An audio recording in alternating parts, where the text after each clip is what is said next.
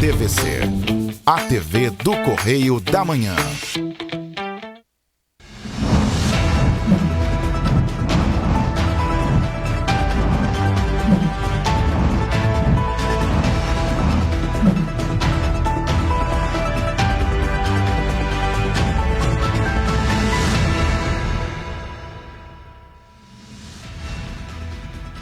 Olá, sejam bem-vindos ao Correio da Manhã na TV. Muito obrigado pela sua presença, sua audiência. Hoje é terça-feira, a gente chega com muita informação para você. Olá, Roberta. Olá, Jorge. Olá para você que nos acompanha. Lembrando que a sua participação é muito importante para a gente. Por isso, mande sua sugestão de matéria, sua reclamação, sua denúncia para os nossos canais de comunicação.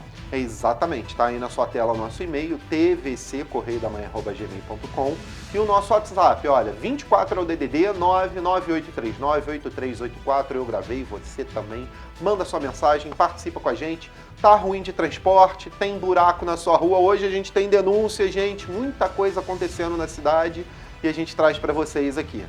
E hoje em Petrópolis, o dia amanheceu com céu claro, poucas nuvens. Essas são imagens feitas hoje bem cedinho, né? E essas são imagens feitas, né, depois que o dia amanheceu, depois da tempestade de raios de ontem à tarde e à noite.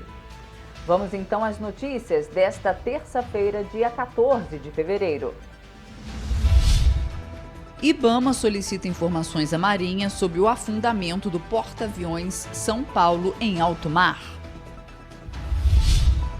Governo federal recria programa Pró-Catador e aprimora decreto da reciclagem.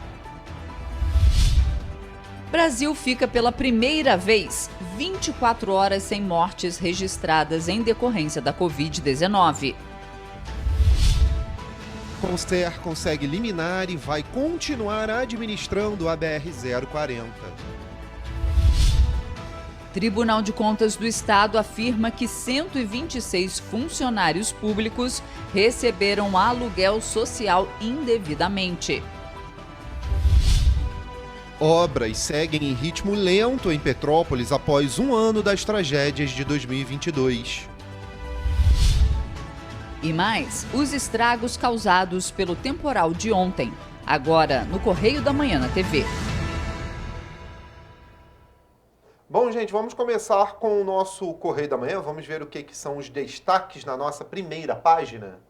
Na linha vermelha, Estado do Rio decola, balança comercial com superávit de 18,9 bilhões de dólares americanos. Esse é um dos destaques da nossa página 3 da coluna Magna Vita. E tá todo mundo esperando a folia também na economia, viu? O carnaval deve movimentar 4,5 bi na capital fluminense. Essa é uma estimativa aí para o carnaval nas ruas do Rio. O valor apresenta alta de 12,5% na comparação com a festa de 2020.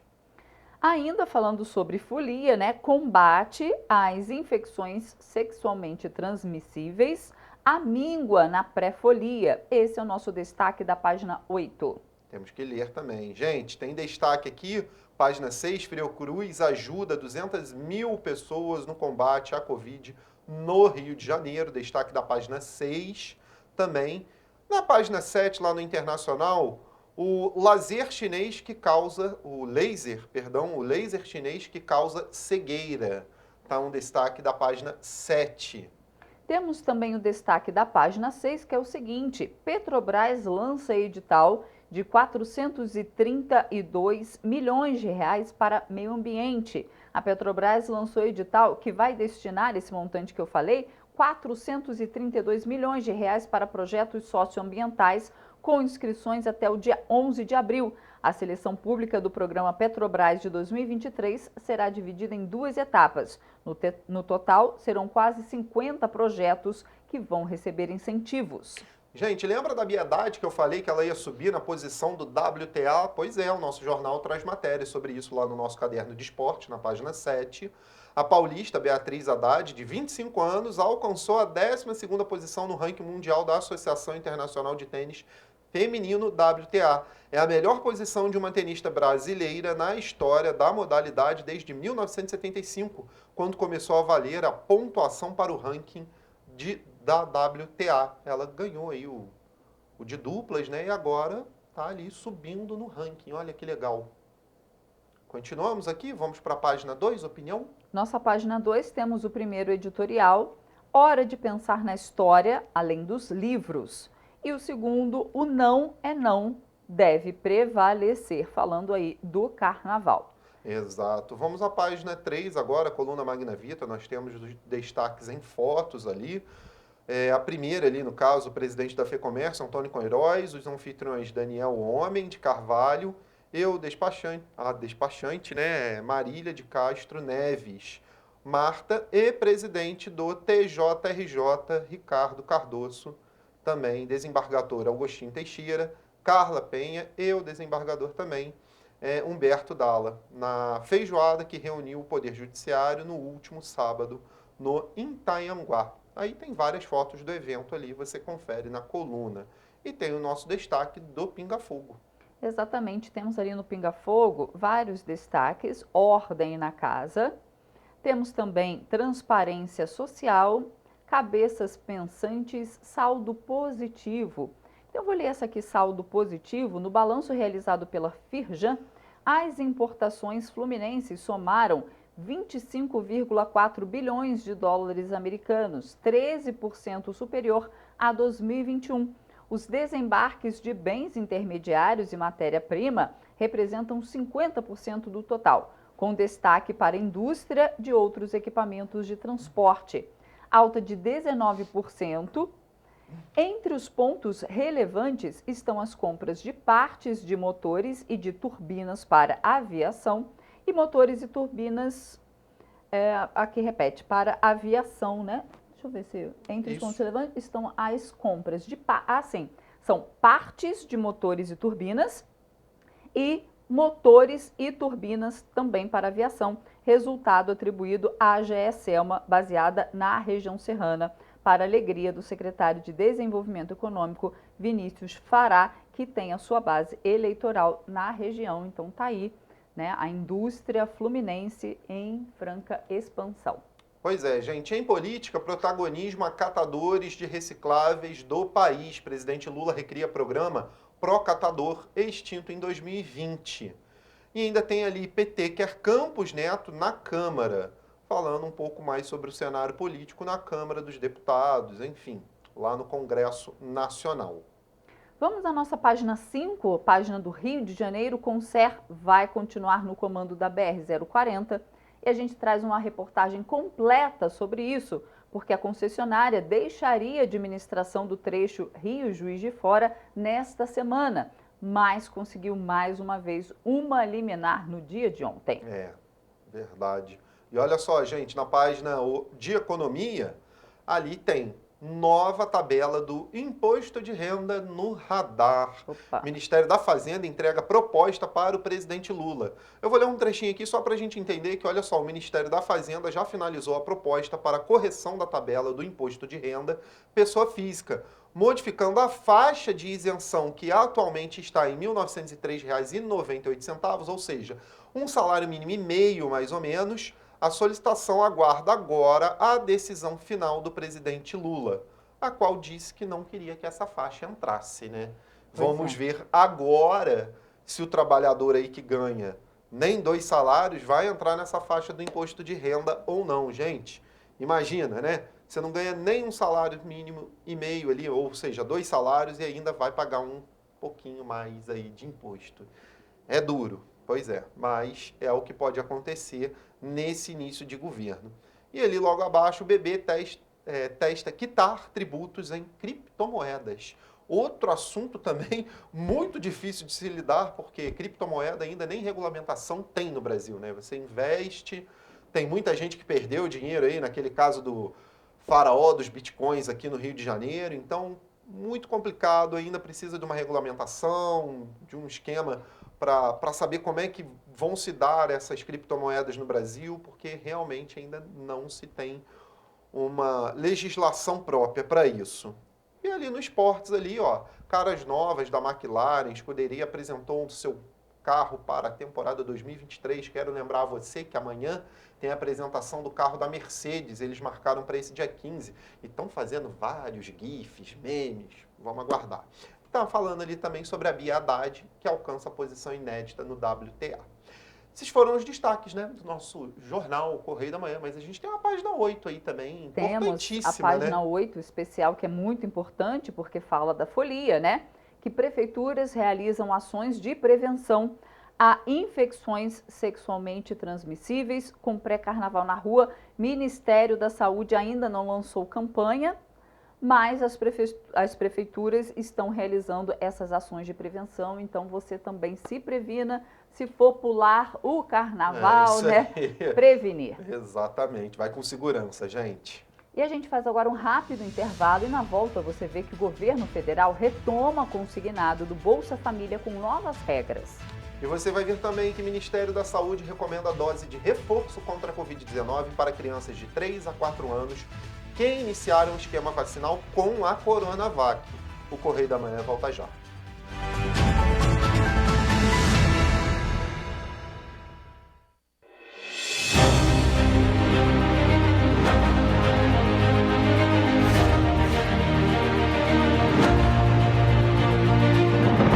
Não é jornalismo de direita, é jornalismo direito. Correio Petropolitano. Tudo que seu jornal não deveria ter deixado de ser. Todos os dias, em uma banca perto de você.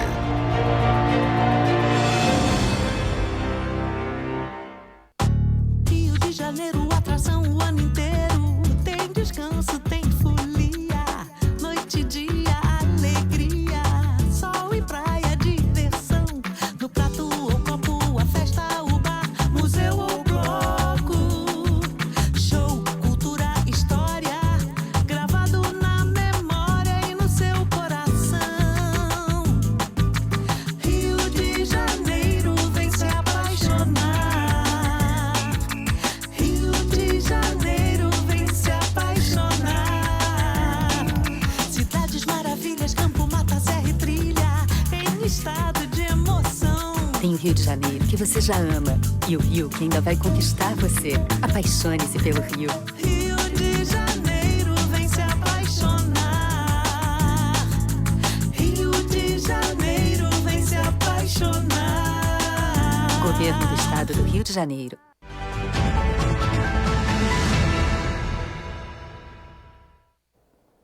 Estamos de volta. O IBAMA solicitou à Marinha na última semana informações que permitam avaliar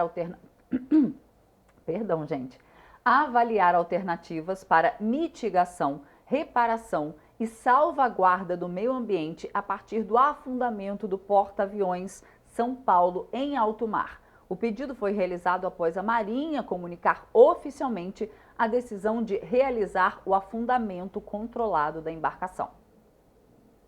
A medida, justificada por avarias no casco que comprometeriam a segurança da navegação e causariam danos à logística, à economia e até mesmo ao meio ambiente, vai na contramão do empenho de técnicos do IBAMA para garantir a destinação ambientalmente adequada prevista na Regulamentação sobre Transporte Internacional de Resíduos da Convenção de Basileia. Além de solicitar estudos do Centro de Hidrografia da Marinha, mapeamento de fundo da área selecionada para o alijamento do casco e informações sobre o método pretendido para provocar o afundamento, o IBAMA recomendou a elaboração do plano de monitoramento da água. Há semanas, 8 servidores do corpo técnico do Instituto indicaram por meio de nota técnica possíveis impactos ambientais decorrentes do afundamento da embarcação.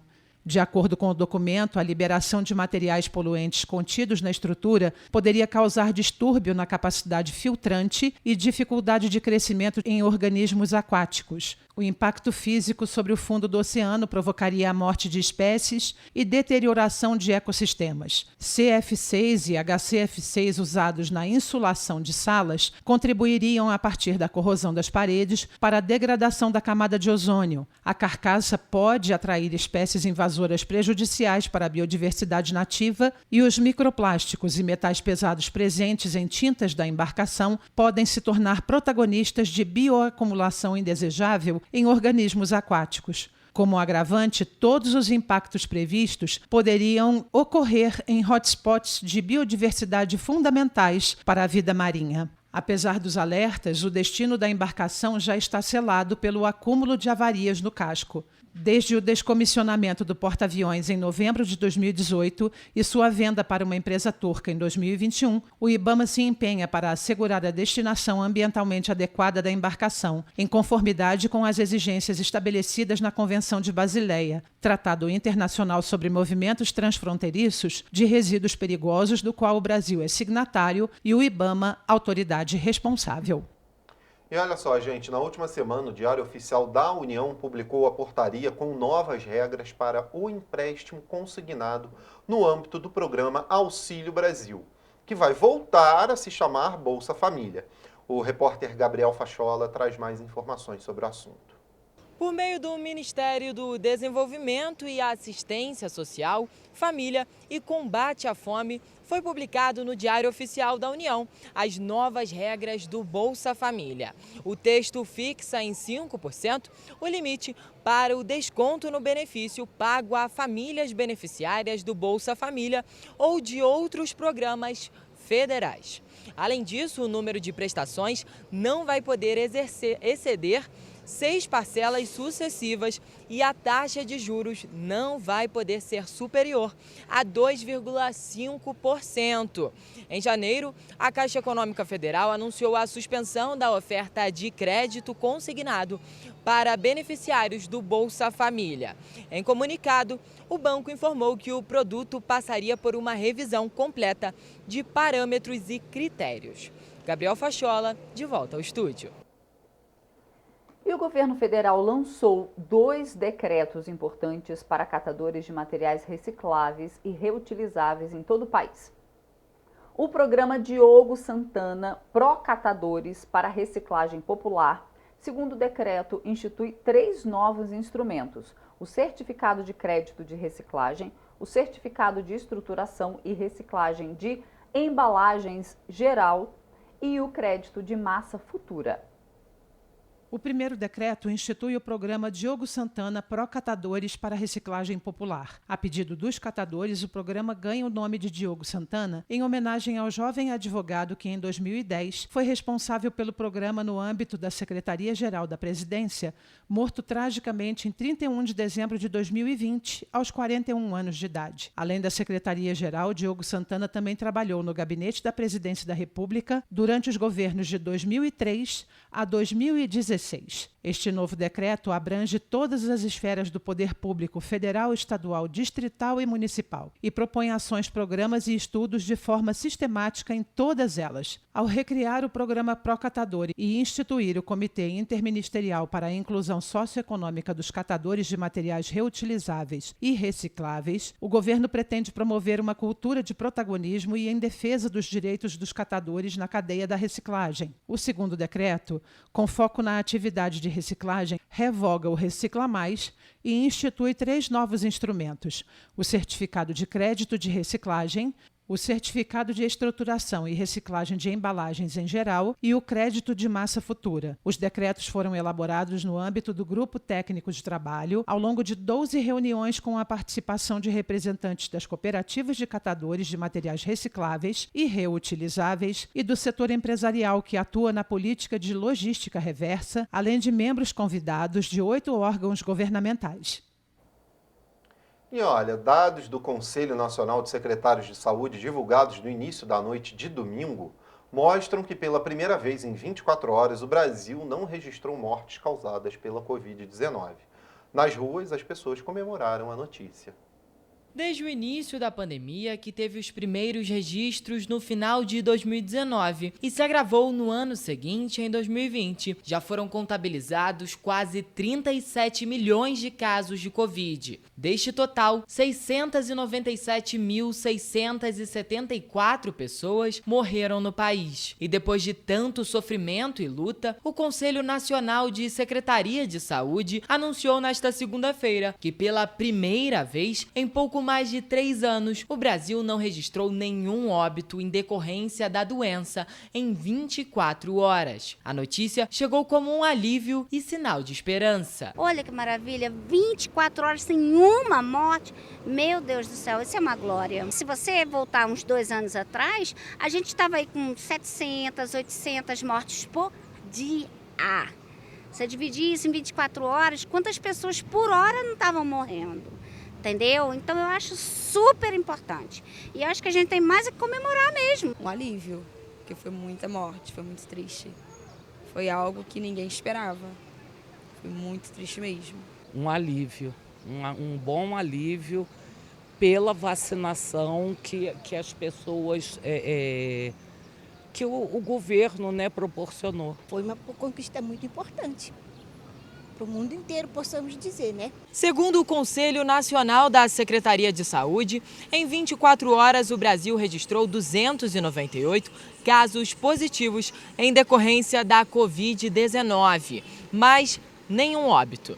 Já fazendo um balanço dos últimos 7 dias, foram registrados 45 óbitos e mais de 9 mil casos positivos. É uma vitória da ciência, das vacinas, que são eficientes e eficazes, e principalmente uma graça de Deus.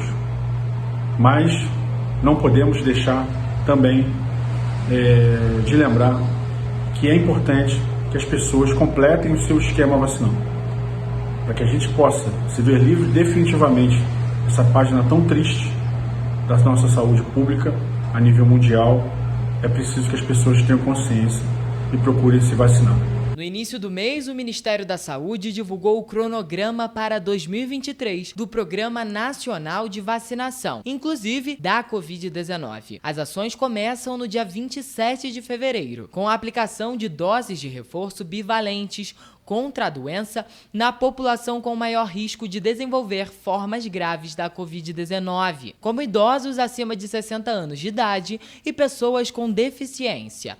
Ainda segundo o Ministério, as etapas foram organizadas de acordo com os estoques das doses dos imunizantes já existentes, com as novas remessas de vacinas que já foram solicitadas pela pasta e os compromissos de entrega já assumidos pelos fabricantes das vacinas. O Ministério da Saúde recomenda a aplicação de uma dose de reforço contra a Covid-19 para crianças de 3 e 4 anos de idade que receberam a vacina Coronavac no esquema primário, ou seja, primeira e segunda dose. Quem traz as informações é a nossa repórter Rafaela Cordeiro.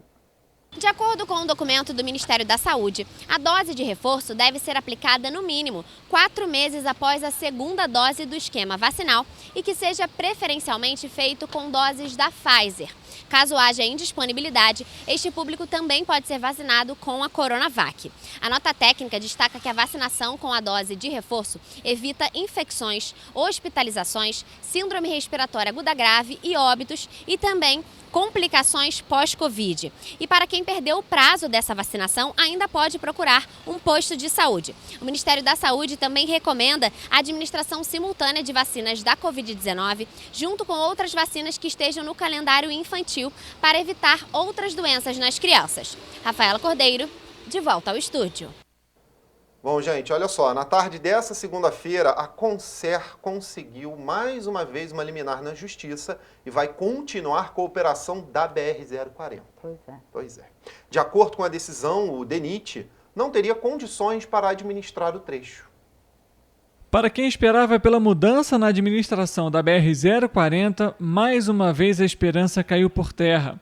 Após a decisão na tarde desta terça-feira do desembargador Souza Prudente, da Justiça Federal de Brasília, a Concer vai continuar com a concessão da BR-040 no trecho entre o Rio de Janeiro e Juiz de Fora.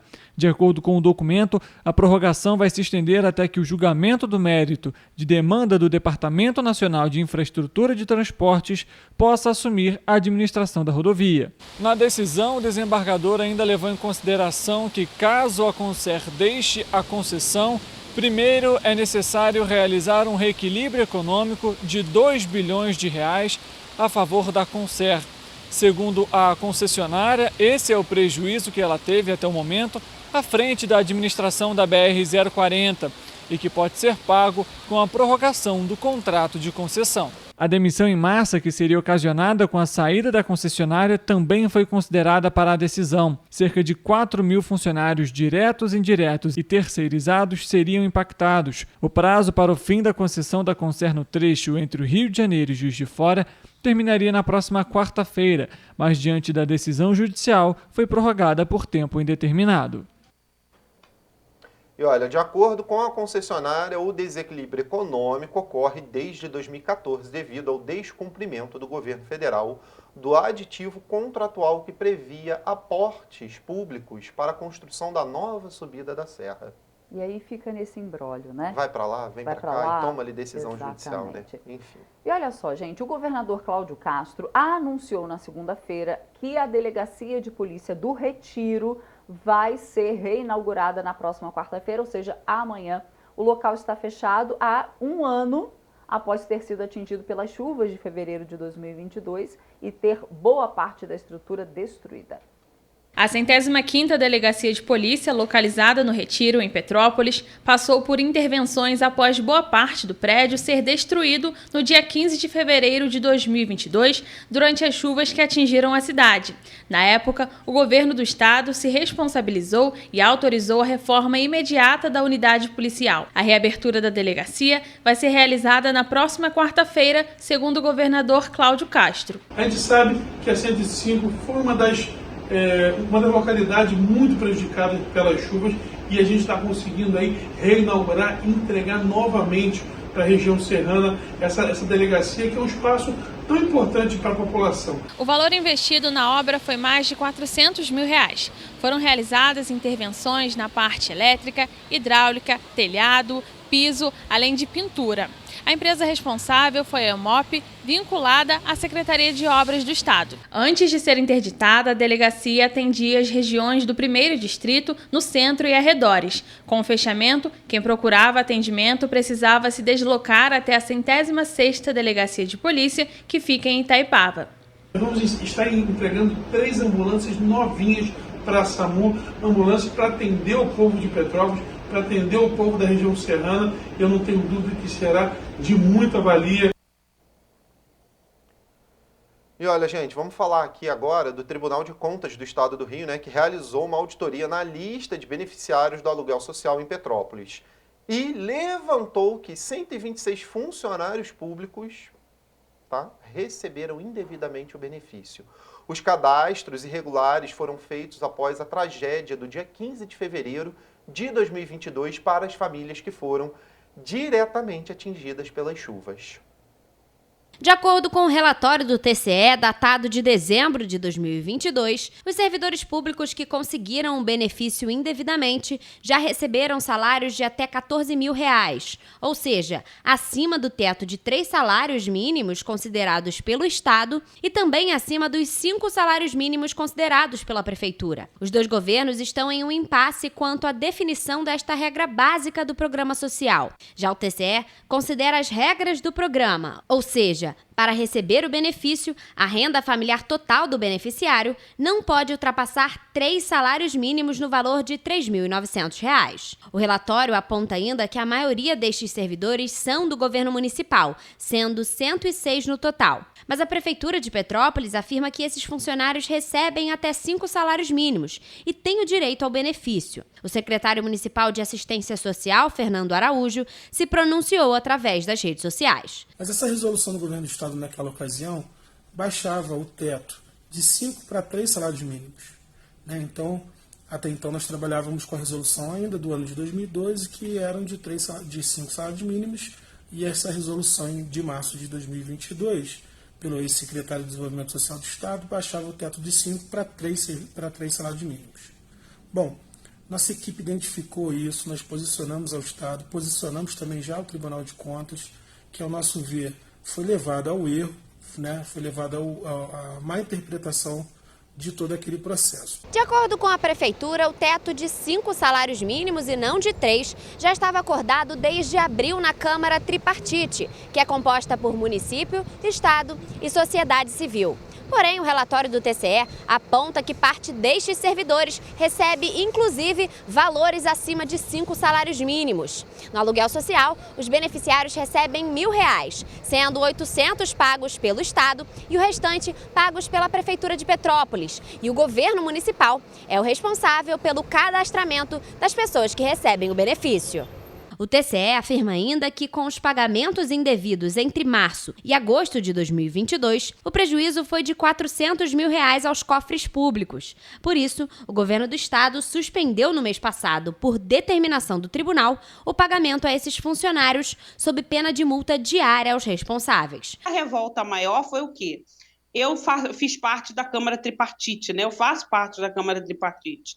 O doutor Jorge Luiz Martins indica meu nome como sociedade civil organizada para representar as famílias. Então, em uma das nossas reuniões, a gente já tinha discutido isso. E a Câmara Tripartite já tinha feito um pedido para o Estado por causa dessa resolução. Porque somente Petrópolis que foi dada essa resolução de 5 salários para 3 salários, né?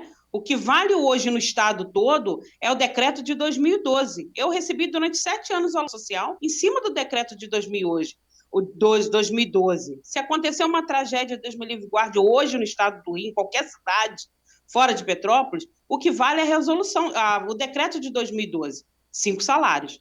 A Prefeitura afirma ainda que, além dos 106 funcionários do governo municipal, outros 12 são servidores estaduais e que já solicitou à Secretaria de Administração a apuração dos fatos, visando ao ressarcimento aos cofres públicos dos valores pagos indevidamente aos outros 8 agentes públicos apontados pelo TCE. A Secretaria de Assistência Social de Petrópolis afirmou que já entrou com um recurso junto ao TCE para esclarecer a situação dos 106 beneficiários com renda familiar de até 5 salários mínimos. Enquanto o recurso não é analisado, a Secretaria suspendeu o pagamento de todos os 126 nomes apontados pelo tribunal. O prefeito Deu Rubas Bom Tempo determinou à Procuradoria que entre com uma liminar para que a gente consiga garantir o direito de vocês receberem o benefício do aluguel social, que é uma garantia que está prevista, inclusive, na Constituição Federal.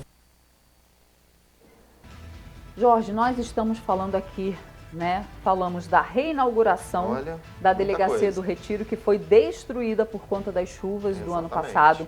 Falamos desse escândalo em que o Tribunal de Contas do Estado levantou que 126 funcionários públicos estavam recebendo aluguel social indevidamente. E nós vamos continuar nesse assunto, porque falando sobre a tragédia do ano passado em Petrópolis, você vai ver no próximo bloco nossa segunda reportagem da série especial sobre um ano da maior tragédia climática na cidade imperial. Exatamente. Você também vai ver que obras seguem em ritmo lento após um ano, né, da tragédia de 2022. A gente volta já.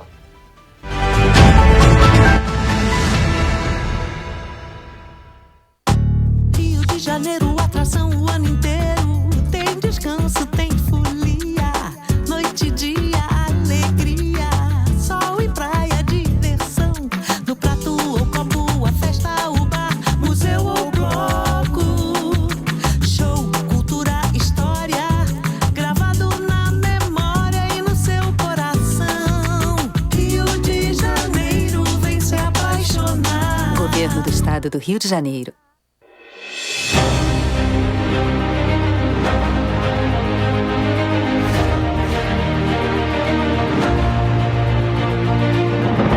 Não é jornalismo de direita, é jornalismo direito. Correio Petropolitano. Tudo que seu jornal não deveria ter deixado de ser. Todos os dias, em uma banca perto de você.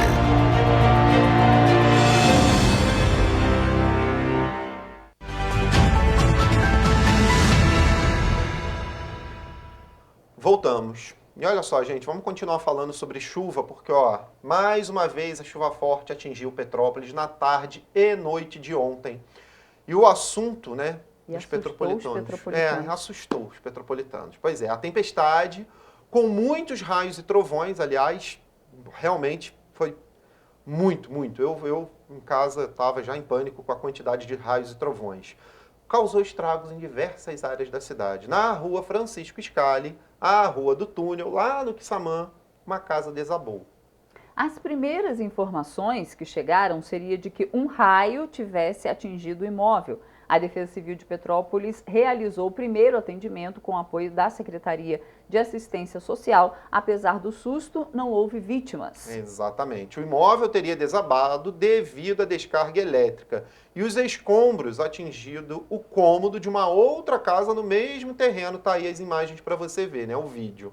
O local foi parcialmente danificado. Nós temos aí esse vídeo mostrando para você essa foto para ver como ficou o local. Então, até então, parece que um raio atingiu a casa de cima e derrubou ali parte dela em cima desse telhado, gente. E olhem só, gente, continuando aqui, no bairro Esperança, também em Petrópolis, algumas crateras chamaram a atenção dos moradores. Um deles gravou imagens do seu carro, que foi engolido por um buraco gigante. Vamos ver. Acho que a gente está sem esse vídeo, Roberta. Ah, não, tem ele? Infelizmente, a foto tá assim. Acho que... Tem como colocar o vídeo com áudio? Fernando, olha só. Beleza, isso aqui é uma outra rua aqui no bairro do lado. Esse é meu carro. Tá vendo ali? A gente estava dentro do carro, a gente foi andar e o carro afundou dentro de uma cratera. Olha só. Gente, não é uma cratera, Fernando, não. olha só. São duas, né? Parece que as ruas aqui em Petrópolis estão sendo engolidas para tudo quanto é canto. Estão desmoronando, literalmente, né? Exatamente. E continuamos, né? Com toda essa chuva e estragos em Petrópolis, os moradores ficam apreensivos, não é à toa. Amanhã completa um ano da tragédia de 2022. Perdão, de 2002. E na segunda... Não, de 2022 2022 mesmo. Ali mesmo. tá faltando um 2. Tá faltando um 2. A segunda reportagem da nossa série especial, a gente mostra que poucas intervenções foram realizadas. Foi preciso o Ministério Público entrar com 26 ações civis públicas para que as ações fossem realizadas. Mas mesmo assim, locais como o Morro da Oficina permanecem com o mesmo cenário de destruição. Confira com a reportagem do nosso repórter, Richard Stolzenburg. 45 dias se passaram e o epicentro da tragédia continua o mesmo, exceto pela vegetação que esconde parte dos escombros do dia 15 de fevereiro. As obras no Morro da Oficina, em Petrópolis, ainda não começaram e a população continua aguardando por respostas. No dia 3 de janeiro, uma audiência foi realizada no CRAS do Alto da Serra para abordar as intervenções no local. Por isso que eu falo que o mais importante é você viver com segurança. E a gente vai tentar sempre fazer um projeto onde que a gente consiga manter o maior número de imóveis, famílias morando aqui no Alto da Serra. De acordo com a Prefeitura, menos da metade das intervenções foram finalizadas. Das 129 obras que devem ser realizadas, 48 foram concluídas, 41 estão em andamento e 40 ainda em fase de licitação. Das obras concluídas, 23 foram para contenções nas margens dos rios, 9 para compor ruas, 6 para recuperação, drenagem e pavimentação, além de obras de tapa-buracos. No entanto, grande parte dos locais mais atingidos permanecem sem intervenções, como no Caxambu, na localidade de Castelânia e no Chácara Flora. No Vila Felipe, a Prefeitura autorizou o início das obras no dia 30 de janeiro, com um custo superior a R$ 9 milhões. A previsão é que as intervenções durem 300 dias, ou seja, terminem em novembro deste ano. De acordo com a promotora de Justiça do Ministério Público do Rio de Janeiro, Zilda Januzzi, até o momento, um ano após a tragédia, apenas 5 grandes obras foram iniciadas. Nós entramos com 26 ações civis públicas e existem mais de 100 locais sem qualquer obra de reconstrução. E a gente pede nessas ações exatamente isso, que a reconstrução aconteça o mais rápido que puder, né? Então precisa dar um tratamento para mitigar o risco, porque ainda existe um risco remanescente. Então essas obras vão garantir a mitigação do risco. Se vai poder haver habitação ou não, aí é uma questão que depende, né, da análise da Defesa Civil, né, uma análise técnica para ver se esses riscos são administráveis ou não. Mas independente de haver a reocupação ou não do local, Essas obras precisam acontecer para garantir, inclusive, a segurança do entorno. Na Rua Tereza, as obras de contenção na altura do pronto-socorro estão em andamento e devem ser concluídas em 270 dias. O custo divulgado é superior a 15 milhões de reais. A Escola Municipal Vereador José Fernandes também passa por reforma. A obra foi orçada em pouco mais de 600 mil reais e deve durar cerca de 4 meses. No Alto da Serra, as obras foram divididas em 3 partes, sendo a área 1 entre o Morro da Oficina e a Rua Ercília Moretti, a área 2 entre a Rua Ercília Moretti e a Rua Frei Leão e a área 3 entre a Rua Frei Leão e a Osvério Vilaça. O custo para as obras é de 80 milhões de reais, que foram disponibilizados por meio de empréstimo da Caixa Econômica Federal. Essa é a terceira vez que eu subo o Morro da Oficina. Por aqui, de acordo com a Prefeitura, as obras devem ser realizadas no período de 1 ano. Mas para os moradores da região, a esperança de que algo seja feito aqui já não existe mais. Outras obras, como na Rua Francisco Scali, em que estão atrasadas 60%, mostram e evidenciam a falta de atenção do poder público em relação às vítimas da tragédia. Ana perdeu a casa e o filho no dia 15 de fevereiro e voltou à região com a nossa equipe. Foi a primeira vez que retornou ao local onde morava há mais de 40 anos. A minha casa era bem um pouquinho mais para cima, mas não tem mais nada, só tem lá terra, mato, não tem mais nada. Então, é difícil voltar lá. Se não for preciso, eu não vou, não. As obras da Rua Francisco Scali, também conhecida como Rua do Túnel, atrasaram e muito. O período de chuva, que teve início em dezembro do ano passado e ganhou força em janeiro de 2023, atrapalhou o andamento das ações e mais uma vez gerou preocupação nos moradores. De acordo com o Estado, 255 milhões de reais foram investidos em 5 obras de contenção na cidade. Nas ruas Nova, 24 de Maio e Tereza, as intervenções estão 60% concluídas. Mas, de acordo com o Ministério Público do Rio de Janeiro, ainda é necessário avaliar a eficiência do serviço. Outras 6 obras são de responsabilidade do Estado, mas seguem em processo de licitação. Na Rua Condidê, o serviço também está atrasado por problemas com o terreno particular. Diante de tanta demora e incertezas, a alternativa que sobrou para quem perdeu tudo é conviver com as marcas do passado. A filha da Solange, por exemplo, esteve em casa no dia da tragédia de 15 de fevereiro de 2022 e ficou traumatizada com o que presenciou. Ela viu aquilo tudo descendo e ela ficou gritando: a gente vai morrer, vamos fugir. Vai fugir para onde? Se não tinha passagem para lugar nenhum, né? Então hoje ela não dorme direito, ela não se alimenta direito, ela já quase de madrugada chorando, querendo a casa dela. Ela não consegue vir aqui. Não tem psicólogo no posto e a gente não tem condição de pagar um psicólogo. O psicólogo é R$200 ou mais uma hora. Já na localidade Pedro Ivo, as intervenções também chegaram a 60%. Na Avenida Washington Luiz, 50% do serviço foi finalizado. E na Avenida Portugal, no Valparaíso, as obras já foram concluídas. As obras na Rua Uruguai, 1º de Maio, Avenida Paulista e Estrada do Paraíso, localizadas no Sargento Boining, Travessa Vasconcelos e Vila Vasconcelos, no Chácara Flora, e a Rua Bartolomeu Sodré, no Caxambu, receberão intervenções por meio de licitação, com recursos no valor de 147 milhões de reais provenientes do governo do estado. Mas para aqueles que ainda não viram as obras começarem, todo dia é um novo desafio, como Cristiane Gross, que perdeu 9 familiares no dia 15 de fevereiro e permanece sem respostas. Eu não sei como expressar.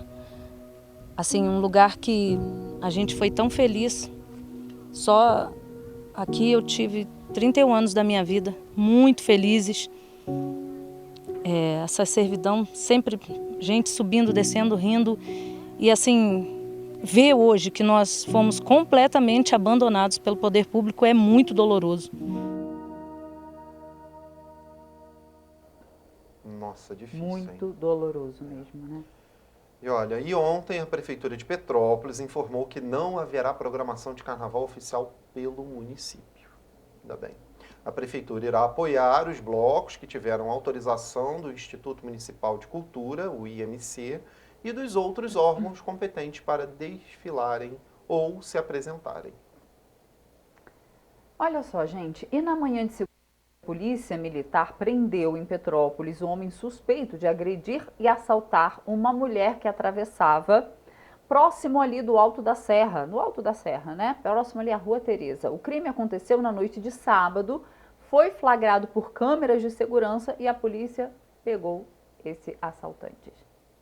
Na noite do último sábado, câmeras de segurança do condomínio residencial Edifício Pucon, na travessa João Batista Maú, no Alto da Serra, em Petrópolis, flagraram uma cena chocante. Nas imagens, é possível ver uma mulher descendo as escadarias que dão acesso à Rua Teresa e logo atrás, um homem começa a correr para alcançá-la. Em questão de segundos, o suspeito encurrala a vítima contra o muro e desfere um soco no rosto da mulher. Ele ainda a agride de outras formas, mas ela reage e consegue fugir do acusado, que no fim consegue roubar os pertences dela. O caso gerou revolta. Na manhã desta segunda-feira, a Polícia Militar prendeu o suspeito.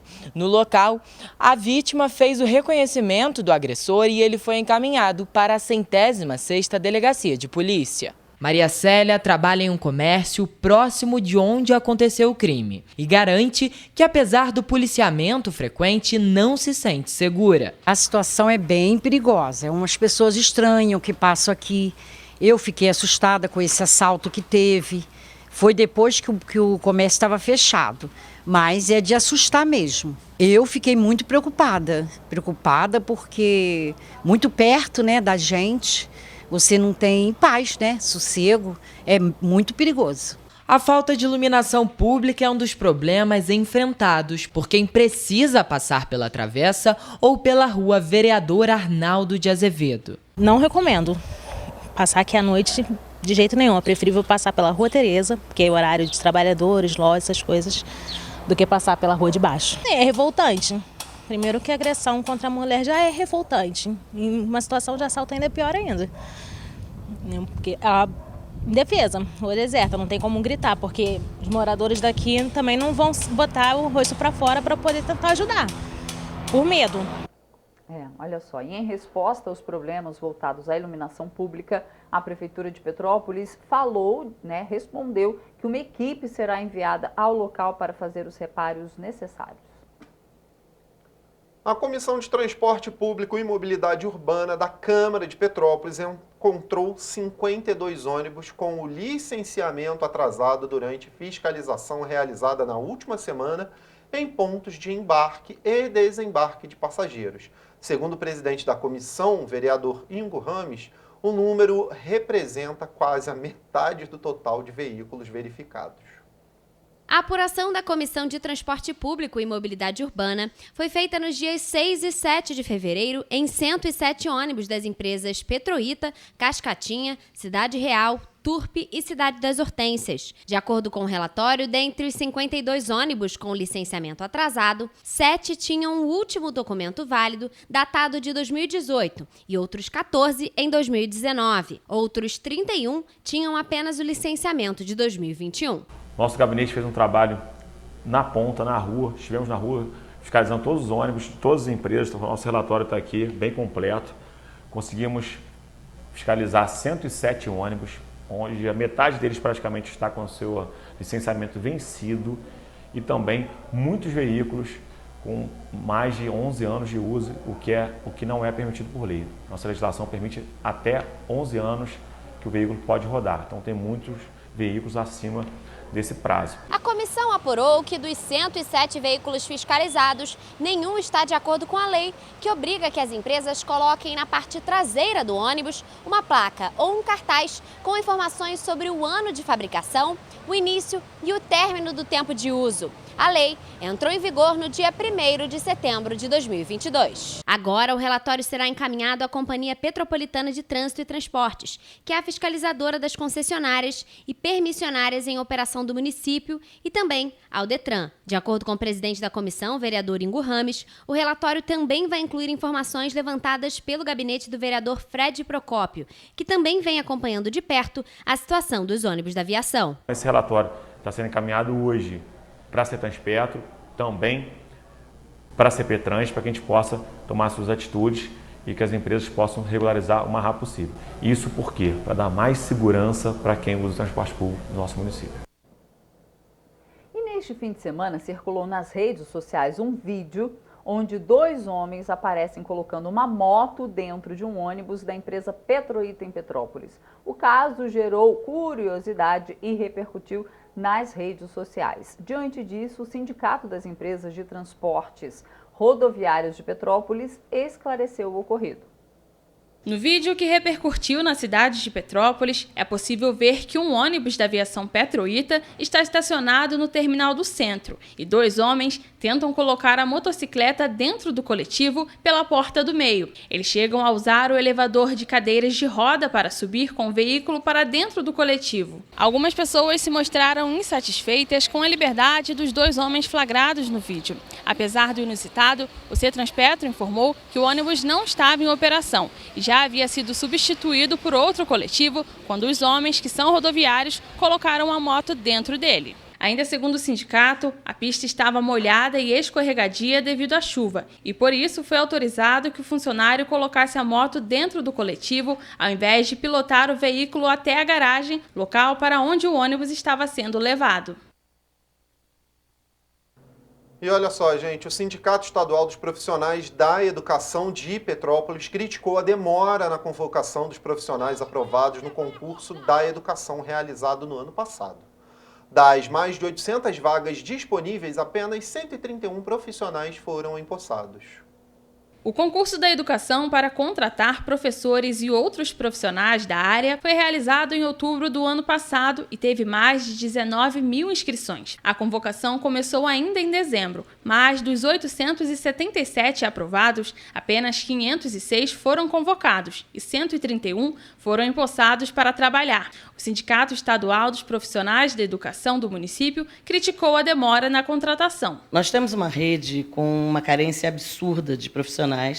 O ano letivo já se iniciou e a gente precisa resolver essa questão o quanto antes, né? Era um pedido antigo do CEP, a realização do concurso público. Ele foi feito e nós temos um número grande de pessoas aprovadas, né, esperando para serem chamadas. Essas pessoas precisam trabalhar também. Então, todas as condições estão propícias para que elas possam voltar a trabalhar, vir trabalhar, né, na prefeitura. O que está acontecendo? A chamada está sendo muito lenta. Na última segunda-feira, em solenidade realizada na Casa de Educação Visconde de Mauá, o novo grupo de convocados tomou posse das vagas para a educação infantil e para o ensino fundamental. A Secretaria de Educação informou que ao longo do mês, novos convocados vão sendo chamados. A documentação por parte deles ainda está sendo enviada. No início do ano passado, a Prefeitura de Petrópolis contratou professores emergenciais para suprir a carência de profissionais da educação na rede municipal. Na época, os servidores atuavam em regime especial de horas trabalhadas e recebiam R$ 25,74 por hora. O Ministério da Educação estabeleceu em janeiro o valor de R$ 4.420,55 do piso nacional para aqueles profissionais da rede pública que cumprem a carga horária de 40 horas. O reajuste foi de 15% em relação ao piso praticado em 2022. Nós precisamos fazer as contas e ver se estamos abaixo do piso ou acima do piso. Se estivermos acima do piso, está tudo ok. Se estivermos abaixo do piso, lá no salário inicial, da letra A da nossa referência, a primeira referência de quem entra na prefeitura, tem que ser feito esse reajuste. A lei do piso ela também prevê 1/3 de planejamento para o professor. E ano passado não foi colocada ainda em prática justamente pela falta de professores. Tá? Esse ano já está sendo implementado 1/3 e para que isso seja realmente eficaz, é necessária a chamada dos concursados. Segundo a Prefeitura, o salário dos professores da rede municipal em Petrópolis já supera o piso nacional. O valor é de R$ 2.624,66 para a carga horária de 20 horas, o que equivale a R$ 5.249,32 para 40 horas. O município faz parte da lista das cidades brasileiras que já pagam aos professores o piso maior ou igual ao nacional. E olha só, a gente em nota, a Prefeitura de Petrópolis informou que o número de convocados foi expressivo.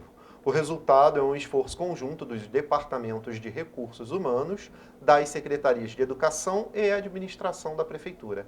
A previsão é que o restante dos aprovados sejam convocados em breve. E a Diocese de Petrópolis está incentivando a doação de sangue agora no período do Carnaval. O bispo Dom Gregório Paixão gravou um vídeo, vejam só.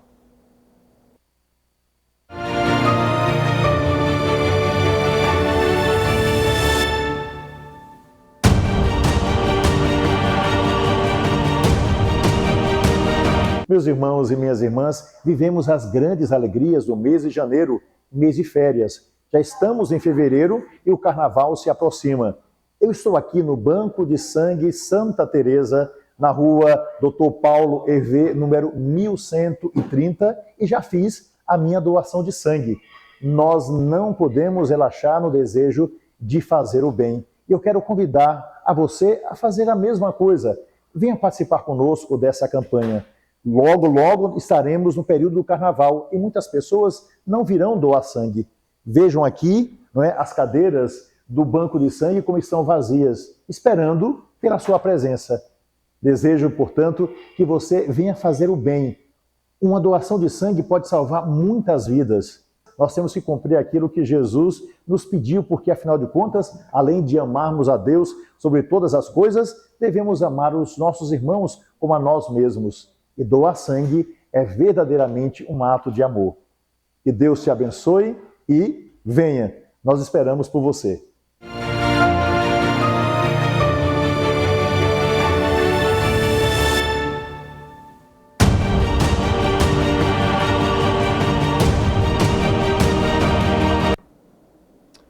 Excelente. Olha só, gente, está chegando a hora da folia. O Carnaval 2023 começa essa semana e as cidades da região serrana estão se preparando para os desfiles. E alguns blocos de carnaval já começaram no último final de semana. Apesar de oficialmente o carnaval começar só na próxima quarta-feira, em Três Rios, um dos blocos já se reuniu no último domingo. As ruas ficaram pequenas para os foliões que aproveitaram para curtir a programação, que contou até com um caminhão jogando água na multidão para tentar diminuir o calor.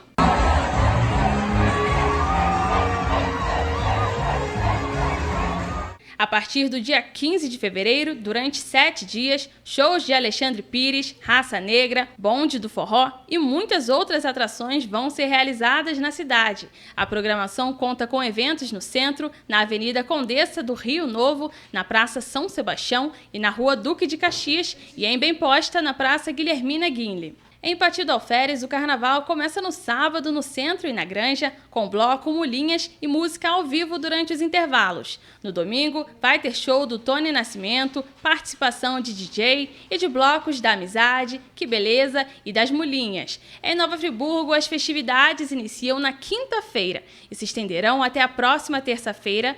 Ao todo, durante os 6 dias de folia, serão mais de 120 atrações com direito a trio elétrico, desfiles das escolas de samba e muito mais. Em Paraíba do Sul, a folia começa no dia 17 e termina no dia 21. Entre as apresentações está a do grupo Acústico A3. Neste ano, a decoração é 100% proveniente do reaproveitamento de 78 quilos de fantasias dos anos anteriores. Em Teresópolis estão programadas atividades para os adultos e, claro, para a criançada. A novidade esse ano é que até os pets vão poder aproveitar a folia. Entre as atrações estão o baile de carnaval no dia 18 e o desfile infantil com oficinas carnavalescas na praça de eventos no primeiro piso. Nos dias 19, 20 e 21, também vão ser promovidas oficinas carnavalescas com muita música do DJ Pudim. Em Petrópolis, o Carnaval Inclusivo, que contou com a participação de portadores de deficiência física, já foi às ruas no último domingo e agitou a multidão.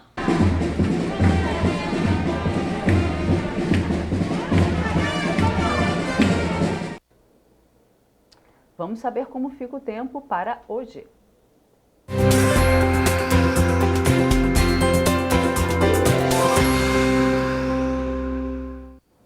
A terça-feira em Nova Friburgo será de céu entre muitas nuvens e ao longo do dia há uma alta probabilidade de chuva moderada forte. As temperaturas variam entre mínima de 18 e máxima de 26 graus. Em Teresópolis, a previsão é de céu encoberto com pancadas de chuva durante todo o dia. devido à elevação na temperatura. Os termômetros variam entre mínima de 18 e máxima de 27 graus. Em Petrópolis, amanhã será marcada já por pancadas de chuva. No período da tarde, elas devem ficar ainda mais intensas. E à noite, a tendência é que diminua. No termômetro, as temperaturas variam entre mínima de 19 e máxima de 29 graus. Em Paraíba do Sul, a previsão é de sol, com o aumento de nuvens já pela manhã. As pancadas de chuva serão à tarde e à noite. A tendência é que a temperatura fique estável, com variação de mínima de 22 e máxima de 28 graus. A terça-feira em Pátio do Alferes será chuvosa, com possibilidade de pancadas mais fortes no período da tarde. As temperaturas variam entre mínima de 20 e máxima de 30 graus. Em Três Rios, a chuva começa no período da tarde e se estende até a noite. Há possibilidade de trovoadas a qualquer momento. A elevação na temperatura resultará em mínima de 22 e máxima de 30 graus. Já os ventos serão fracos nesta terça-feira, nas cidades citadas aqui na previsão e que integram parte do interior do estado do Rio de Janeiro. Mas é sempre bom lembrar que, em caso de emergência, a população deve entrar em contato com o Corpo de Bombeiros por meio do telefone 193 ou com a Defesa Civil no número 99.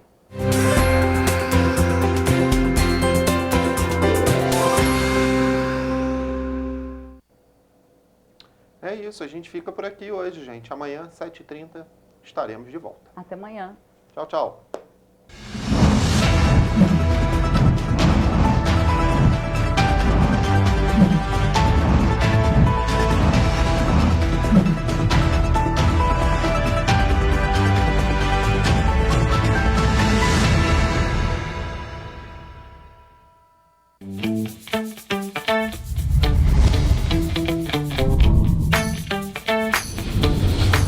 TVC, a TV do Correio da Manhã.